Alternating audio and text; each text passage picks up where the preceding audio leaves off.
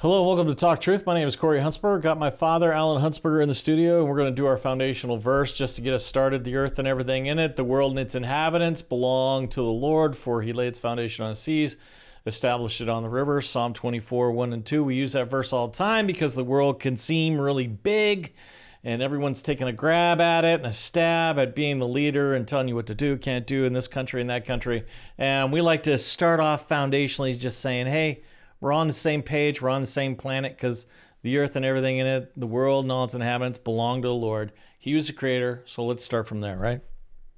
Yeah, Deuteronomy 10:17. I want to get into Deuteronomy again one more time. It said, "For the Lord your God is the God of gods and the Lord of lords, the great Almighty, the awe-inspiring God, showing us no partiality and taking no bribe." So he's above all powers, all rulers, all authorities. No one can sway him. No one can buy him or favor by his favor. No one can stand against his greatness. And Jesus revealed the same truth when he declared, "All things have been entrusted to me by my Father, and no one knows the Son except the Father, and no one knows the Father except the Son, and anyone to whom the Son desires to reveal." So the God who rules over all has chosen to reveal himself through his Son. He is mighty, just, and holy, yet he draws near through Jesus. And the only way we'll truly learn to know him and to love him is by being in the Word of God daily. So remember today, the one who owns heaven and earth is the great and mighty God. Bow before him in awe, open his word daily, and come to know him through his Son, Jesus Christ. And that's how you get to know who the God is who says the earth and everything in it, the world and its inhabitants, belong to him. Well, you just took what I said and you kind of went up a couple levels there, man. That was awesome. Let's get on with our guest. We've had him on before. He's here again. His name is Spencer Morrison. Spencer, welcome back to the show, my friend. Hey, it's my pleasure to be on the program. We had a great conversation last time. I remember that one. We did. We had an awesome. Go ahead, Dad. Sorry.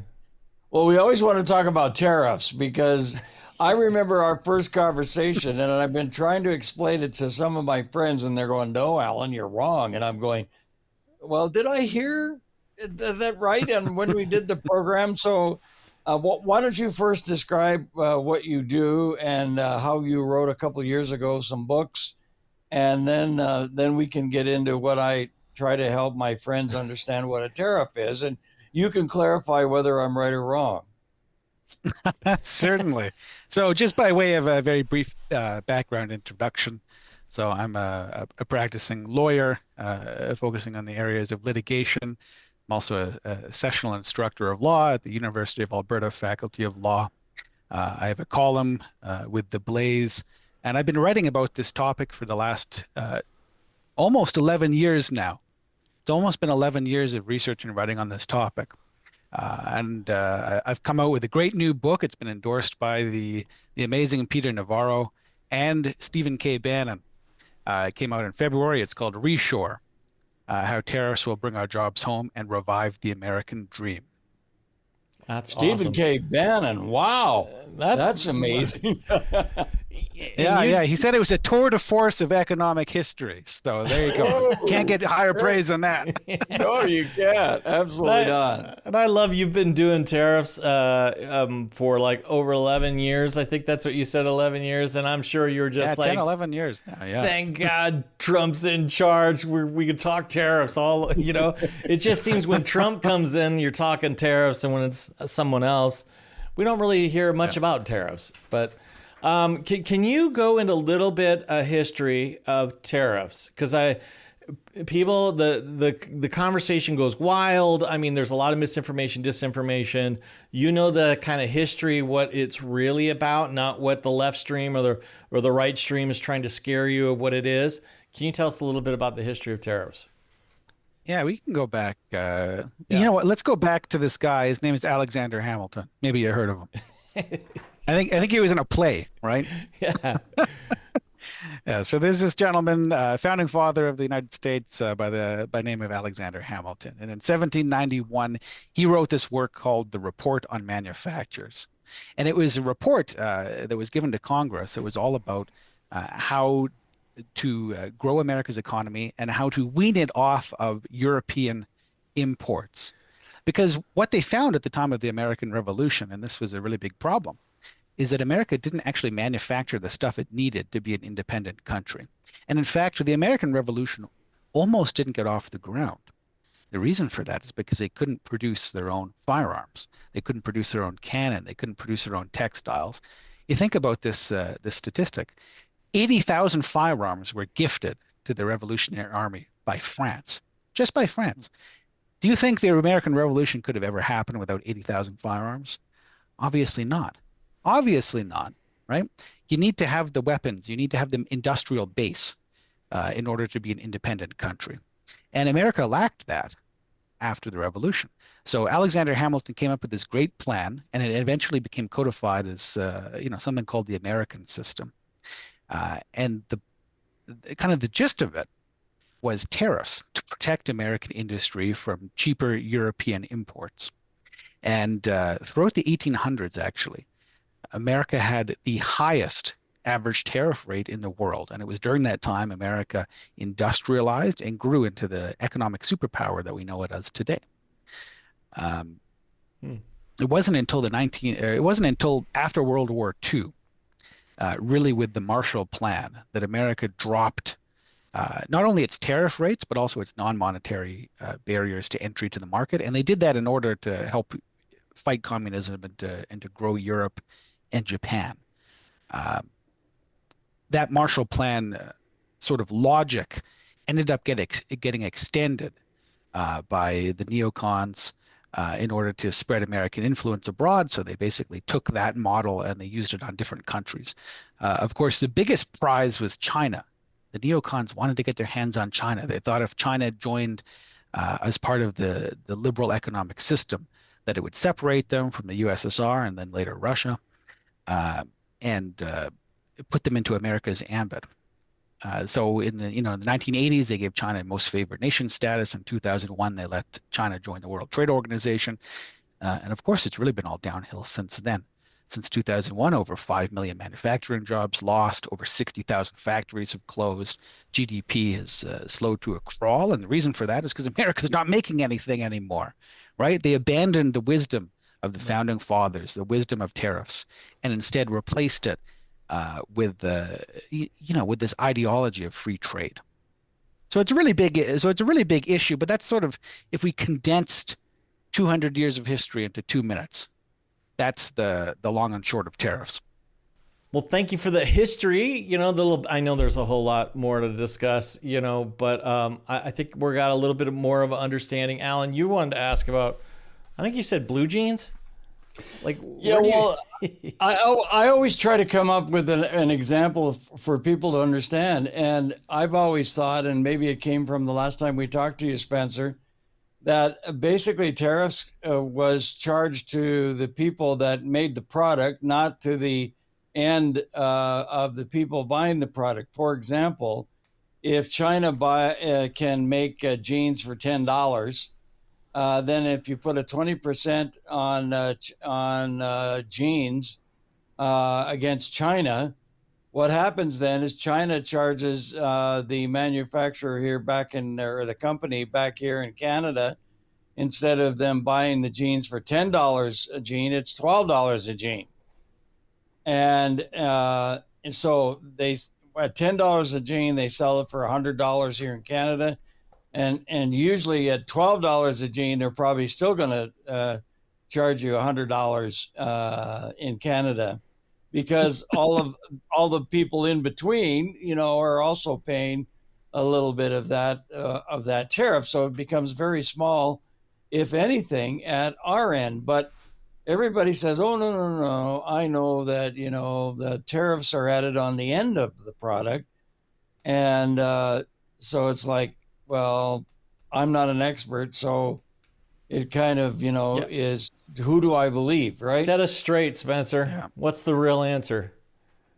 Yeah, there's a lot of confusion about this point actually when I talk about it. So, you're certainly not alone in this, and the people you're talking to are not alone in this. People confuse tariffs with a sales tax. So, of course, in Canada, there's GST. Depending on where you live, there might be PST.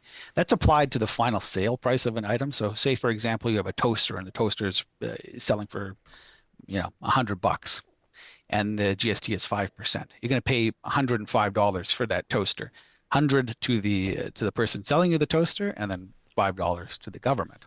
Tariffs are very different though, because tariffs are a tax that are levied on the original country of origin, wherever the product came from. So I'll give you an example. Let's take those jeans, and let's say the jeans are manufactured in China, and it costs the Chinese $10 to manufacture those jeans. It's very rare that a Canadian or an American company would buy the jeans directly from China. There's more of that now, but typically they go through a middleman company. So somebody that would be located in Singapore, for example, or in the old days, they would be located in Hong Kong. The middleman in Singapore, for example, they would buy the jeans for maybe $20, and then they'd sell them to the wholesaler or Walmart or whoever it is, maybe for $40. The price, though, the tariff is not going to be charged on the $100 that you buy the pair of jeans at Walmart. It won't be charged on the $40 that you bought it from Hong Kong. It's going to be charged on that $10 that it cost the guy in Hong Kong or Singapore to buy it from China. So let's say, for example, on China right now, the tariffs are 40%. On a $100 pair of jeans, you're not going to be paying $40 in tariffs. You're going to be paying $4 in tariffs because it's 40% of the $10 in China. So that's how, a 40% tariff on the one end on China, which, it can do a lot of damage to their business, right? Because 40% is a huge amount of their profit. To the American or the Canadian consumer at the end, it's 4%, right? So it goes down, each level you go. Essentially. Now, every product is different. Obviously, products with a longer supply chain, the tariffs will have less of an impact on the final price. If you're buying direct, from a country, yeah, you'll pay the full tariff amount on it. But I think that's a good primer on how tariffs work. And this is why we haven't seen massive price increases, even though the tariffs have gone up massively on some countries. Yeah, but they keep saying it's coming. Oh, it's coming. It's like we're waiting for this looming price increase to come. Yeah, I tell you, Chicken Little keeps saying the sky is falling. Yeah. I don't know. It's still up there. Right. Well, tell us what's going on with tariffs now. Where are we at? You got lots of information. I'm seeing that the U.S. collects $29 billion in tariff revenue in July, setting a new monthly record. I'm guessing that's good. When's that going to trickle down to the people is really what I want to know. How do we get, the benefit of it? But why don't you go into your information? I'm going to give you the floor. Yeah, I'd like to talk about the tariff revenue. I'd love to talk about the tariff revenue because everybody is, everybody in the administration and most of the people on, the influencers, let's call them, they're talking about this high tariff revenue as if it's a good thing. But I think we need to be a little more nuanced with this point. The purpose of tariffs is not to raise revenue. We don't want to be raising a lot of revenue with tariffs because revenue is a tax, right? We don't want to be paying more tax. What we'd like to do is have the tariffs set at a rate that's high enough that it's actually cheaper for people to invest in America rather than buy the products from abroad. The point of tariffs is to reshore that industry, because we don't want ultimately to pay tax on products. What we want to do is we don't want to pay any tax on the products because the products are built in America, right? If you buy American, you don't pay the tariffs. So there's going to be a transitionary period where the tariffs are being collected, but ideally in the long run, we don't want, we want the jobs, we want the factories, we want the long run industrial growth from having the industry domestically. That's what we're actually looking for. So, there's budgets that have come out that said, in 10 years, we'll raise X amount of dollars and that'll help pay down the debt. And I look at that and I say, no, that's not what we want. We don't want that at all. Right.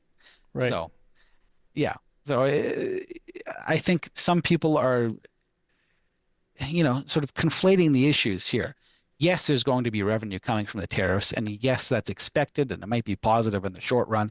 In the long run, that's not optimal, though. What we want is that domestic industry, because that's where you make the real money. It's in making value. It's in making valuable products, right? So Spencer, does tariffs hurt like the mom and pop shops? Because we're hearing friends that we know that have a business, whether it's in steel or whatever, and they're saying it's bad, it's bad. And I want them to go into a little more explanation, but I don't think we get it because it's like they're not kind of sure how it affects everything either. But are there some people that benefit from tariffs and other people like mom and pop shops that don't benefit from tariffs? Is that what you're saying? Yeah, in a manner of speaking. So I don't think it's a difference necessarily between big businesses and small businesses. I think in general, the bigger businesses are the ones that are bearing the brunt of the tariffs on average. And the reason for that is because they have more diversified foreign supply chains, whereas your typical local manufacturer or local sort of mom and pop business is less likely to be, importing stuff from foreign countries. It's also very industry dependent, right? So some people and some businesses benefit enormously from the tariffs. There are some, a fewer number, but still some that are important that are harmed by the tariffs. The question, though, is not whether any individual business or any individual person is going to be harmed or benefited by a particular policy. The question that we have to ask ourselves is whether or not the policy is in the benefit of the nation, of the country as a whole, right?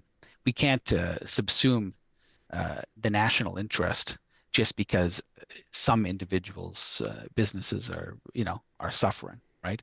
I would love to see those businesses be taken care of, but ultimately, if you've built a business that's profiteering uh, based on importing stuff, from China, uh, maybe that's not the sort of business that we want to be incentivizing as a country, right?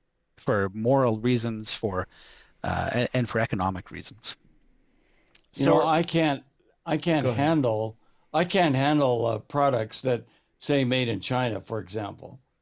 I mean, in the United States they have made in America, and whatever. We don't have much made in Canada, and yet that doesn't mean that Canada can't make it. Maple Leaf Canada cookies. can't maple leaf. That's true. Cookies. I mean, the problem is our leaders have got lazy and instead put taxes on us because tariffs ultimately will eliminate tax, right? I mean, if you go back to Hamilton, Alexander Hamilton, you were talking about, it was basically eliminated. They didn't have tax back in those days. They had tariffs. No, there was no income tax. Income tax was invented in 1913. Right. For that whole century and a half leading up to that, the American government was funded on tariffs. And I should also note that, it's not just the American government that was funded on tariffs. It was the Canadian government, the colonial government, the British government. Everybody was running the economy on tariffs, as opposed to income tax. And this is one of the things that helped keep government small, because you don't have unlimited revenue that you can tax against, and you can't borrow against it, because if you raise taxes too high, the tariff revenue dries up because you just start buying domestic products. So I think tariffs are a very elegant solution for limiting the size of government, but we have to be, we actually have to follow the rules, so to speak, right? If you're going to charge tariffs, let's charge tariffs, but let's, set off the income tax with the tariff revenue at the very least. Agreed. Yeah. And also, should we not be seeing more, industrial industries rising up, in our countries, that we're now creating the parts and we're making our own steel, and, so that people will buy from America or Canada, because they're manufacturing it themselves? Let's talk Canada for a second. I think it's really important. I'm going to give you some tariff history for Canada as well. We're going to go all the way back to the fathers of Confederation, among whom Sir John A. Macdonald, Canada's first prime minister, was the most important. And frankly, he was really the only Canadian leader, in my opinion, that ever really had a national vision, a coherent national vision. Sir John A. Macdonald came up with this thing called the national policy. One of the sort of the prime components of the national policy was tariffs. John A. Macdonald was a tariff guy. Uh, Actually, Canada had, for a time, at the end of the 1800s, the highest tariff rates in the world. They were actually higher even than America's, and they surpassed Great Britain's. And it was during that time, perhaps not coincidentally, that Canada actually industrialized. And the entire reason that Ontario, in particular, was able to build up this large industrial base is because the Canadian government protected Canadian industry from American competition. Because the reality at the time was that America was, and it still is, a much bigger consumer market. It's a much bigger market in terms of economic production. Local Canadian businesses can't really compete on scale with Americans, and they needed those tariffs to maintain their industry. And of course, it paid dividends too. So if you look at in the lead up to the Second World War, for example, Canada's industrial production was among the largest in the world. And I believe at the conclusion of World War II, Canada's industrial production was number 3 in the world, behind the United States and the USSR. And it was relatively similar to Great Britain's. So Canada was actually an industrial juggernaut. And even today, if you look at the level of industrialism in Canada and the United States, the level of primary and secondary production as a fraction of the economy, Canada's economy is actually more highly industrialized than America's. And that's still true today. And all of that is because of tariffs and John A. protecting Canadian industry. So this is a lesson that we learn not just from American history, but it's also a lesson that ought to have been learned from Canadian history. Tariffs protect your local markets. They protect your local producers. When those are gone and your industry goes over to, China or Mexico, not only do you lose the jobs in the factories, you lose the human capital. You lose the know-how on how to actually build things. And of course, economic development is path dependent, right? You can't advance farther if you don't have what came before, right? So what we've done is we've cut out all of the supply chains and all of the stuff that came before, and we're sort of expecting that economic growth will just magically happen. That's not the case. Economic growth doesn't magically happen. It builds on what came before. So this is why it's so critical and important that we maintain not just our high-tech industries, but all of the supply chains that feed into them. Let me ask you this. Canada has tried to muscle their way through this tariff situation with the U.S. First of all, I'm going to add to what you said. It's interesting you say Macdonald, because there's a massive, agenda out there to erase Johnny Macdonald from a lot of what's happening in Canada. His statues are being removed and all that kind of stuff. Interesting. I wonder if that ties into any of that. The greatest Canadian leader by far. It's not even close. And I say that as an Albertan, who's not particularly fond of Canadians, let's say. and we're trying to erase them. What happened to Canada? Now we were trying to muscle the U.S. and going, whoa, we're going to fight back. We're going to charge you now your digital, tariffs for all the digital services and all that stuff. That's not the way to play the game, right? No, I don't think so. I mean, people have to understand that Canada's economy is slightly smaller than that of California's. It's got a smaller population too. So when America is looking at trading with Canada, they're not looking at Canada as an equal nation. They're looking at Canada and they're saying this is basically, a state, and they should be treated as such. So I think, there's a lot of pride that's coming to the fore with the way that Prime Minister Mark Carney has been handling this, and I don't think it's been handled well. I think he's not putting the interests of Canadians first. What he's doing is he's putting his pride and perhaps his national pride ahead of what actually makes sense for Canadians. And what makes sense for Canadians is to trade with the Americans. because there's a lot of money to be made on both sides of the borders. I mean, the economies are like completely integrated. I think the States buys 85% of everything Canada exports. Like they're a one-stop shop for everything that Canada needs and everything that Canada provides. And Canada makes a fortune trading with America. So picking a fight with them over tariffs is not at all reasonable, especially when Canada is not picking a fight with China.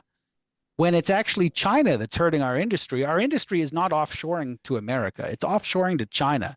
And yet Mark Carney and Justin Trudeau are trading with China and they want to increase trade relationships with China. And yet they're picking fights with America, despite the fact that we make money off of America and we lose money on China. These people are selling out the Canadian people, and there's no question about it. Yeah, and I'm glad you said that. If people truly understand how you understand this to work, you would know that Mark Carney and these other people that are in Ottawa, they're not serious people. Like they're clowns. It's a clown clowns. fiesta in Ottawa. Yeah. And they don't care. And they talk about, and then to top it off, they call it, they say Team Canada. They're not Team Canada at all. They're almost like they're anti-Canadians. Yeah, I mean, you look back at the history of the Liberal Party of Canada. I mean, these guys have gone back decades, back to Jean Chrétien. Said that Canada was a post-national state. And of course, that was echoed in 2014 when Justin Trudeau said the same thing. He said Canada is the world's first post-national state. What they've done is they've erased the Canadian nation as a people. And this is, one of the main reasons that there are many of us who support, Alberta independence, because if Canada doesn't exist, then what are we staying here for? Wow. Good point. Spencer, thank you so much for being on the show. We really appreciate your knowledge. We're going to have you back because, or I'm going to have to read your book because I still, you know what I mean? It's. I'll send you a copy of it. Not everyone has the 11 years of understanding tariffs like you do because it can be complicated. There's a lot of moving pieces. There's you're talking about national, international stuff going on, how it benefits, how it balances, what's the best outcome that we're supposed to have. So we really appreciate you kind of taking your time with us and explaining it again and adding some of that new information, fascinating stuff. We'll definitely have you back, Spencer. Thanks a lot. God bless. You want to help our mission keep this kind of conversation and truth on the air? We need your support. You can go to our website, gotalktruth.com, click on donate. Many different ways to give digitally that way. If you'd like to do it through the mail, you can. You can make your gift payable to Heritage Christian Ministries Association and send it to 246 Stewart Green Southwest, Suite 3260, Calgary, Alberta, T3H 3C8. If you'd like prayer, you can call our toll-free line, 1-800-915-0056. All right, Dad, we're out of time. We'll see you guys later. Love you.